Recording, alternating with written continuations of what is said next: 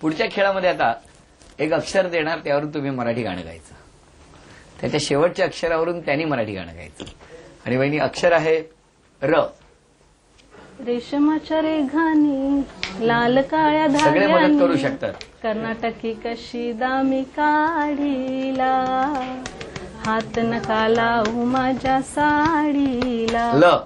लेक लाड. तुम्ही नाही, तुम्ही वेळ संपली. सगळे मदत करू शकतात हे मी आधीच सांगितलं होतं.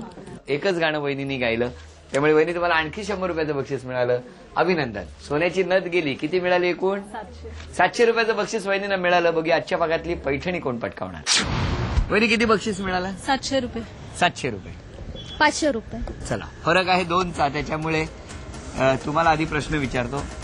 एकही क्षण न थांबता मला सांगा, लता मंगेशकर यांच्या 2 बहिणींची नावं. उषा मंगेशकर आणि आशा भोसले. अभिनंदन. अशा तऱ्हेने बरोबरी झालेली आहे. आणि आता एक प्रश्न विचारणार. हा प्रश्न विचारल्यानंतर ज्या होम मिनिस्टर सगळ्यात आधी हात वर करणार, माईक त्यांच्याकडे जाणार. मला सांगा, आनंदघन या नावाने कुणी नेहमी गाणी संगीतबद्ध केली? लता मंगेशकर. लता मंगेशकर. बरोबर उत्तर. अभिनंदन. वहिनी अभिनंदन. झी मराठीकडून ही भेटवस्तू आपल्याला मिळते. पैठणीचा खेळ. या खेळामध्ये सरळ सोपा साधेपणा. समोर 2 बादल्या ठेवलेल्या आहेत. 10-10 चेंडू दिलेले आहेत. ज्या वहिनी सगळ्यात जास्त चेंडू बादलीत गोळा करणार त्या ठरणार आजच्या भागातल्या होम मिनिस्टर, ज्यांना मिळणार आहे.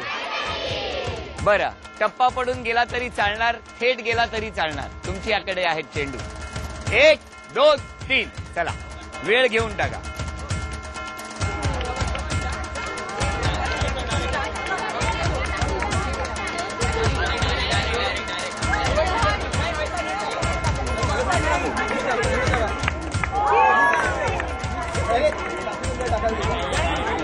तुम्ही कशाला त्यांना कॉन्सन्ट्रेशन करू द्या.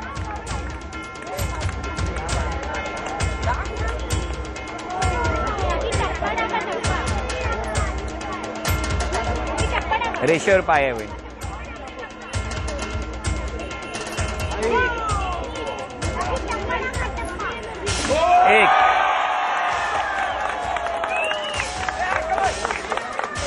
एक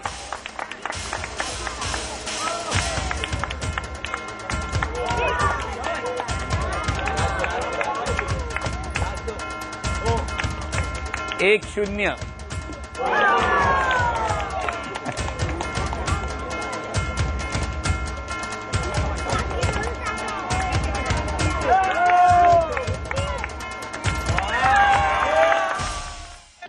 शून्य या गुणसंख्येवरती उपविजेत्या ठरल्या परब वहिनी. त्यांना झी मराठीकडून हे सोन्याचं नाणं. अभिनंदन.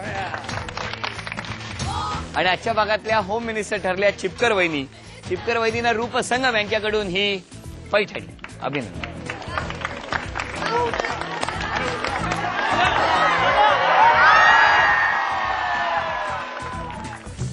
रचना सोसायटी भांडूप पूर्व इथे रंगलेला होम मिनिस्टरचा आजचा भाग इथेच संपला. पुन्हा भेटणार अशीच एक पैठणी घेऊन पुढच्या भागात. नमस्कार.